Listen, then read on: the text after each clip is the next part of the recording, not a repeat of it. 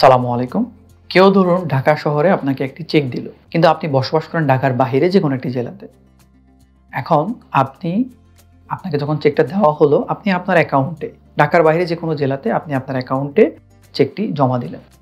কিন্তু ব্যাংক থেকে জানানো হলো যেই ব্যক্তি ওই চেকটি দিয়েছে তার অ্যাকাউন্টে পর্যাপ্ত পরিমাণ ব্যালেন্স নেই। এই কারণে চেকটাকে ওরা ডিজঅনার করলো এবং আপনাকে একটা ডিজঅনার স্লিপ দিল। এই ক্ষেত্রে আপনি মামলাটা কোথায় করবেন? ব্যক্তি কিন্তু চেক দিয়েছে আপনাকে ঢাকাতে, আপনি হচ্ছেন ঢাকার বাহিরে।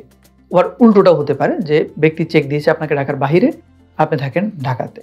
অর্থাৎ দুইজন দুইটা ভিন্ন জেলায় যদি থেকে থাকেন, সেক্ষেত্রে মামলাটা আপনি কোথায় করবেন? এক্ষেত্রে বিভিন্ন জায়গায় বিভিন্ন ধরনের মতামত রয়েছে। উচ্চ আদালতে ৫টি জায়গার কথা বলা হয়েছে যে চেকটি প্রথম যে ড্র করে সেটা একটা জায়গা হতে পারে। চেকটি যখন ইস্যু করা হয় সেটা একটা জায়গা হতে পারে। চেকটি যখন ডিজঅনার করা হয় সেটা একটা জায়গা হতে পারে। চেকটি যেখানে লিগ্যাল নোটিশ দেওয়া হয় সেটাও একটা জায়গা হতে পারে। এভাবে ৫টা জায়গার কথা মেনশন করা আছে বিভিন্ন জায়গায় যে এইসব জায়গায় চেকের মামলা হতে পারে।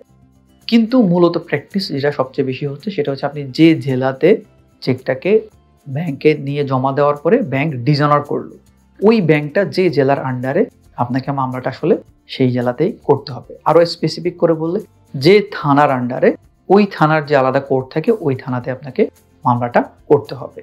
কারণ আমরা জানি প্রত্যেক জেলার আবার যে থানাগুলো রয়েছে ওই থানার জন্য আলাদা আলাদা মামলার কোর্ট রয়েছে, ওই কোর্টে আপনাকে মামলাটা করতে হবে।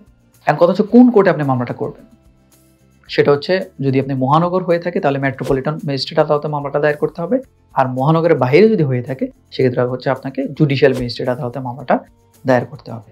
এই জায়গায় আপনাকে স্পেসিফিকভাবে মনে রাখতে হবে যে আপনি চেকটা যেখানে যেই ব্যাংকে আপনি জমা দিচ্ছেন ওই ব্যাংকটা যে থানার আন্ডারে ওই থানার যে কোর্ট ওই কোর্টেই হচ্ছে প্র্যাকটিস, ওই কোর্টে আপনাকে মামলাটা দায়ের করতে হবে।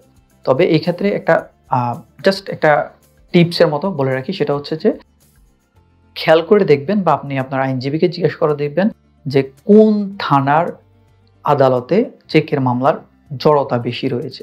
কারণ অনেক সময় দেখা যাচ্ছে যেমন আমাদের ঢাকা শহরে মেট্রোপলিটন এরিয়ার মধ্যে এই ধরনের মামলাগুলো অনেক বেশি, যার কারণে মেট্রোপলিটন এরিয়ার বাহিরে যে থানাগুলো রয়েছে ওই থানার মামলাগুলো অপেক্ষাকৃত কম, যার কারণে ওইগুলোতে আপনি খুব দ্রুত রেমিডি পাওয়ার পসিবিলিটি রয়েছে। মেট্রোপলিটনে যদি আপনি কোনো মামলার রেমিডি পেতে ৪-৫ বছর লাগে, সেটা হয়তো মেট্রোপলিটন এরিয়ার বাহিরের কোনো থানার কোর্টে যদি মামলাটা দায়ের করেন সেক্ষেত্রে হয়তো আপনি ২-৩ বছরের মধ্যে রেমিডি পেয়ে যেতে পারেন। তাই যেখানে আপনি দ্রুত রেমিডি পেতে পারেন, অর্থাৎ যেখানে মামলার জট কম, সেখানে মামলা দায়ের করাটা আপনার জন্য বেটার হবে।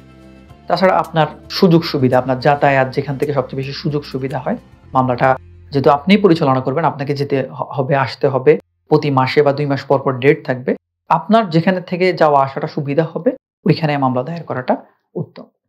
সেই হিসেবে ওই থানার মধ্যে চেকটাকে জমা দেওয়ার চেষ্টা করবেন। আশা করি বুঝতে পেরেছেন। ধন্যবাদ। আসসালামু আলাইকুম।